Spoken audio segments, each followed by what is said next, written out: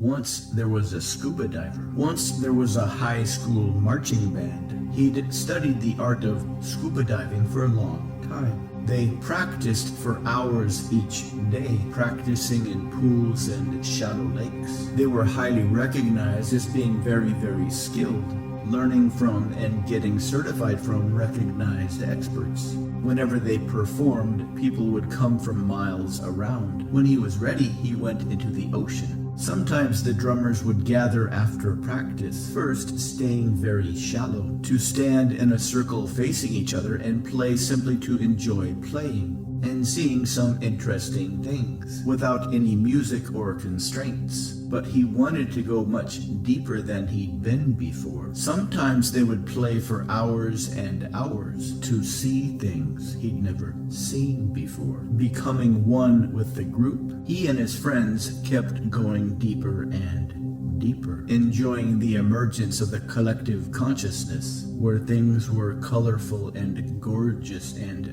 breathtaking. Soon other instruments began to join them. One day, while they were underwater, they found a cave, trumpets and clarinets. The cave was not on any of their underwater diving charts, tubas and trombones. He wanted to go in, but his friend was afraid to. Soon the entire band began to gather, afraid to go somewhere that was not on the map, in this collective unconscious ritual. So he came back later to enjoy playing spontaneously without music or direction, knowing somehow that places that aren't on any map can be much more interesting. Once there was a farmer, much more rewarding. He wanted to grow organic food. Long ago, there was an advertising company free from pesticides or genetic modifications. They were tasked with creating very influential television commercials. He very much liked the idea of growing delicious food that was healthy and profitable, to sell things to people while they watched TV. But as are most things, they rarely turn out the way we'd hope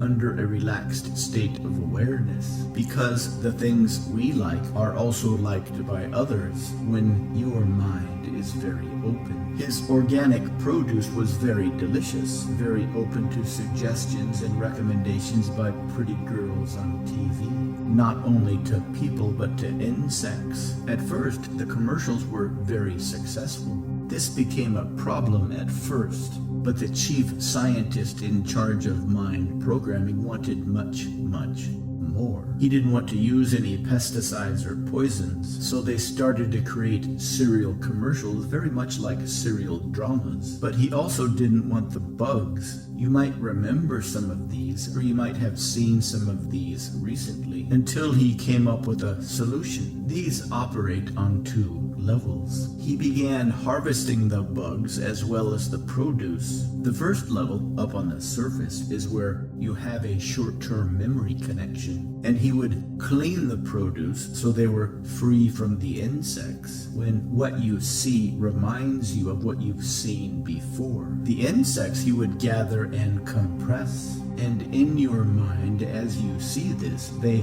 coalesce into a much bigger idea, into edible protein patties. Soon they were stringing together several commercials over several weeks, delicious and healthy, and these were very successful. Soon his farm became much more popular than he had anticipated. Serial dramas based on post-hypnotic suggestions, creating a collection of delicious food, implanted over several days, weeks, and months. Food made from fresh produce, but the chief scientists wanted more food made from fresh insects. So they started a very ambitious project. Before, he thought he had a problem to create deeply subconscious serial commercials. But because he turned the problem into a solution, he became rich, to span decades and even generations. Rich because he turned the problem around. These have been going on for a long time and turned it into a profitable product. So the things you see today remind you of the past, and he became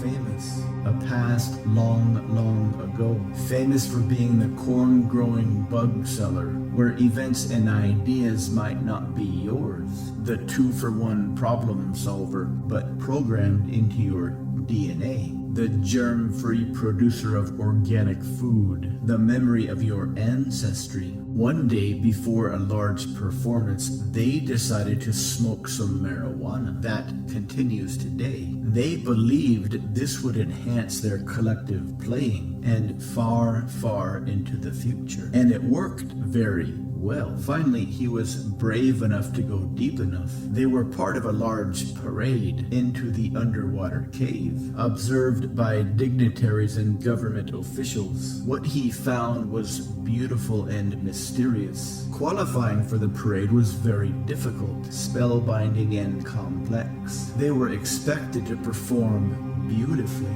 There was a large air pocket in the cave, and they did.